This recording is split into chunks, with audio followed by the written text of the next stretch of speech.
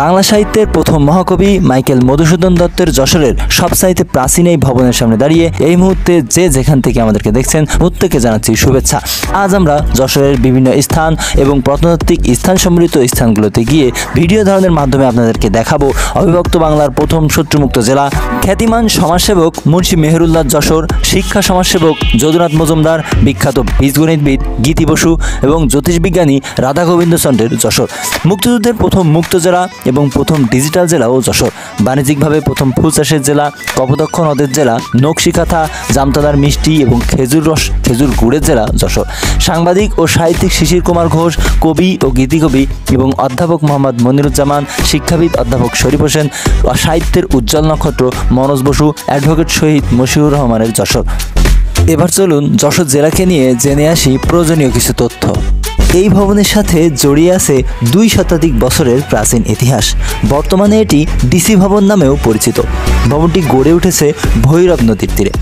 1786 সনে নির্মিত হয় দৃষ্টিনন্দন স্থাপত্যশৈলীর অনন্য নিদর্শন যশোর কালেক্টরি ভবন। পরবর্তীতে মূল কাঠামো অক্ষুণ্ণ রেখে 1983 সালে এটিকে 2 তলায় রূপান্তরিত করা হয়।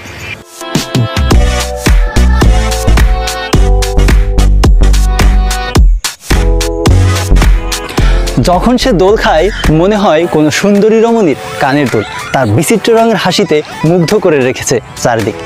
এ যেন তার ঋতুভিত্তিক হাসির দারুণ বহিঃপ্রকাশ, যা প্রকৃতিতে নিয়ে আসে সজীবতা। হ্যাঁ, বলছি ফুলের রাজধানী গদখালির কথা।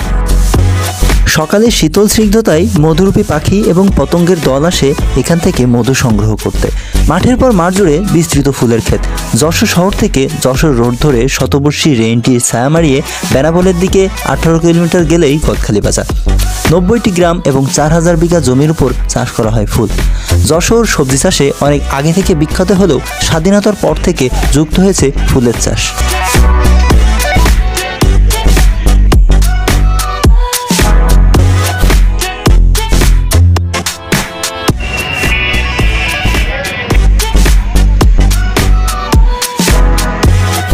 প্রায় 5 লক্ষাধিক মানুষের ব্যস্ত এই শহরের বিনোদনের প্রিয় স্থান হয়ে উঠেছে পৌরপার্ক। আধুনিক সাজ ও প্রকৃতি মিলে ছড়াচ্ছে মুগ্ধতার আবেশ, তাই নিয়মিত বেড়াতে আসছেন অনেকেই।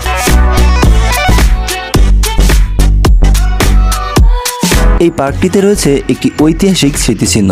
1972 সালে জাতির জনক তার নিজ হাতে মুক্তিযুদ্ধে যশোরের শহীদ মশিউর রহমানের স্মরণে একটি স্মৃতিফলক স্থাপন করেছিলেন।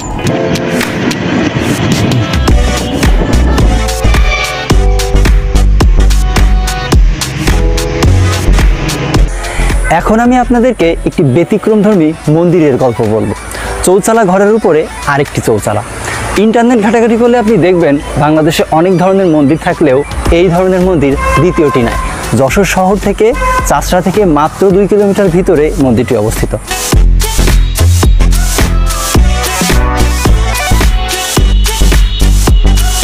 আমি গোপালচন্দ্র দাস। আচ্ছা, চাষড়া এই প্রত্নতত্ত্ব শিব মন্দিরের সেবায়িতে দায়িত্বরত আছি। এটা রাজা মনোহর রায় 1696 খ্রিস্টাব্দে নির্মাণ করেছিলেন। রাজারা চলে যাওয়ার পরে এটা দীর্ঘকাল পরিত্যক্ত থাকে। তারপরে 71 সালে যুদ্ধের পরে বাংলাদেশ সরকার এটা অধিগ্রহণ করে। সরকারি অধিদপ্তরের নিয়ন্ত্রণে সকাল 9টা থেকে বিকাল 5টা পর্যন্ত এটা খোলা থাকে। মন্দিরের গর্ভগৃহে আসলে খুব শোচনীয় অবস্থা, এটা সংস্কারের দরকার। যদি আপনাদের মাধ্যমে বাংলাদেশ সরকার প্রত্নতত্ত্ব অধিদপ্তরের নিয়ন্ত্রণে যদি এটা সংস্কার হয় তাহলে জনসমুদ্রে সুন্দর সুশীল সমাজের চোখ পড়লে আসলে এটা আরো উন্নত হবে। ঠিক আছে, ধন্যবাদ। ধন্যবাদ। এশিয়া মহাদেশের ভিতর সবচেয়ে বৃহত্তম সিনেমা হল মনিহার। আমি এখন সেখানে। একসময় ঢাকার সাথে পাল্লা দিয়ে সিনেমা তৈরি হতো এখানে, কিন্তু আজ সেটা মাত্র ইতিহাস।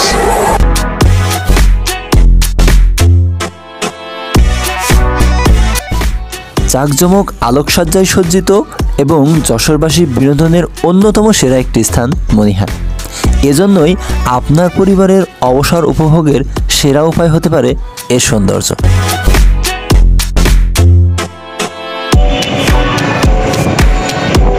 একসময় সপ্তাহে মাত্র 2টি বিমান চলাচল করতো এখান থেকে, কিন্তু এখন দিনে সরকারি এবং বেসরকারি মিলে মোট 10টি বিমান এখান থেকে চলাচল করে।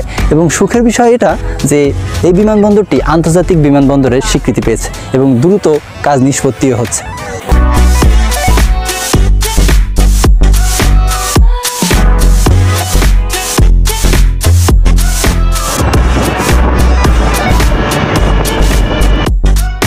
কাদামাটি মাখা মানুষের দল গাদাগাদি করে আকাশ দেখে, আকাশে বসত মরা ঈশ্বর, নালিশ জানাবে ওরা বলো কাকে। 71 সালের যুদ্ধের প্রেক্ষিতে অ্যালেন্স গিন্সবার্গ তার সেপ্টেম্বর অন যশোর রোড কবিতায় এই রাস্তাকেই তুলে ধরেন।